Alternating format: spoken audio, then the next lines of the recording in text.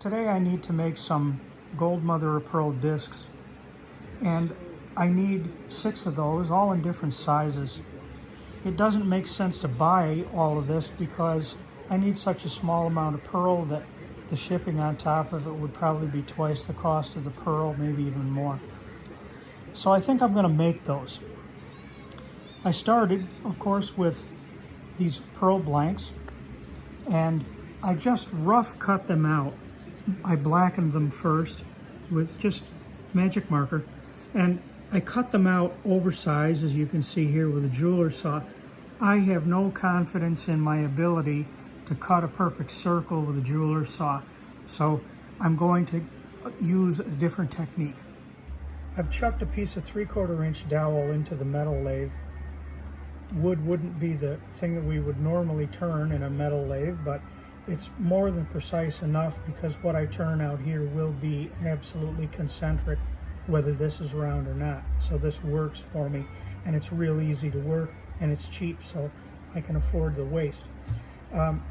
What I've done is I've turned this section of the dowel down to the diameter of the disc that I'm after, with a little bit of spare. I need 500 thousandths of an inch. This is now at 502 thousandths. And to the end of this, which I've flattened very nicely, maybe you can see this, I've glued with super glue, I've glued that rough cut pearl disc to the end of that. And that's going to hold that enough so that I can turn it on the lathe. So now we're going to bring the lathe in and turn this to dimension, and we'll check it. And if it's not quite right, we can make another pass, or you could probably even touch it up with a fine file.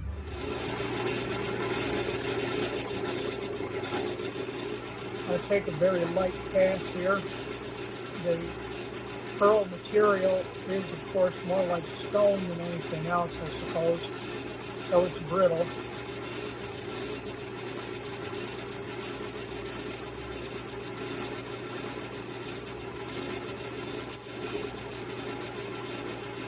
And you can see I'm taking a very fine cut. I want to be careful, and also I don't want to just blow this right off the end of that dowel either.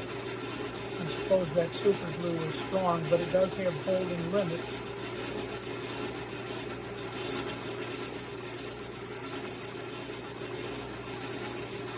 So now we'll take a measurement and see how far we have. I've turned this down pretty close to where I want it. I am currently at 502 thousandths of an inch, and I'm going to bring it right down to that final finish. I suppose I could get away with this because it's just going to be drilled into a piece of wood as an inlay, but it's fun to try and get things exact. I've adjusted, and now I'm going to make my final cut. And if you can see it at all, you can see it's just dust that's coming off that disc because we're only taking 2 thousandths of an inch off. And that should do it. The question becomes now that the disc is turned to the correct diameter, how do you get it off there? I don't want to just chop it off. So I have this tool, this is called a parting tool. Can you see that? And it's really cool because I can put this right behind that disc, and this cutter will move in there perfectly straight. And I will be able to cut that off. You're going to see a plastic cup get in your way. Hope you don't mind. But that's to catch the disc.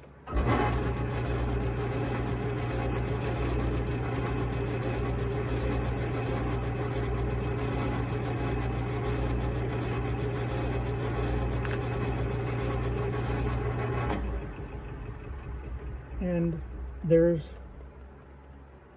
is our disc. Metal lathes are not generally used to cut wood, and so the cutting tools that are used on them are ground to cut metal, and they don't do well on a piece of wood quite often. This is a metal cutting tool. This one's carbide, for those of you who are not familiar with metal lathes. This is a conventional metal cutting tool. This is another one made of high-speed steel, and this one I grind here in the shop because I can. The carbide tools I can't grind. I don't have the the proper abrasives for that. But these are made for various metal cutting operations, and they're done in different configurations. So by that same token, in order to cut wood, I had to make my own. As you can see here, this one I made just to cut that pearl, and see if I can clean that off. You can see that it's quite pointed here, and that was so that it would penetrate into that pearl. It also cuts on this edge so that it would widen its own groove as it moved in, and it widens the groove on the waist side. And then this angle that you can see over here just allows clearance so that when this point goes in, it does not interfere with the actual turning. And this is mounted in a square tool holder.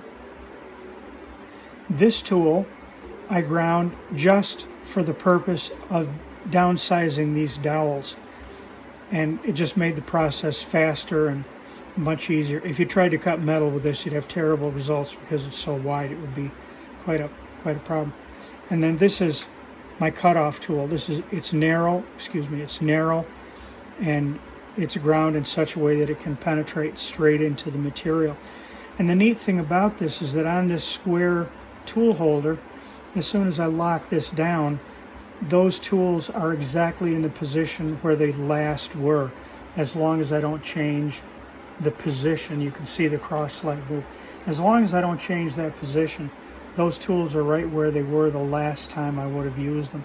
So it helps pick up speed and increase a little bit of accuracy. Just a sidebar there for those of you that might be interested in the metal lathe.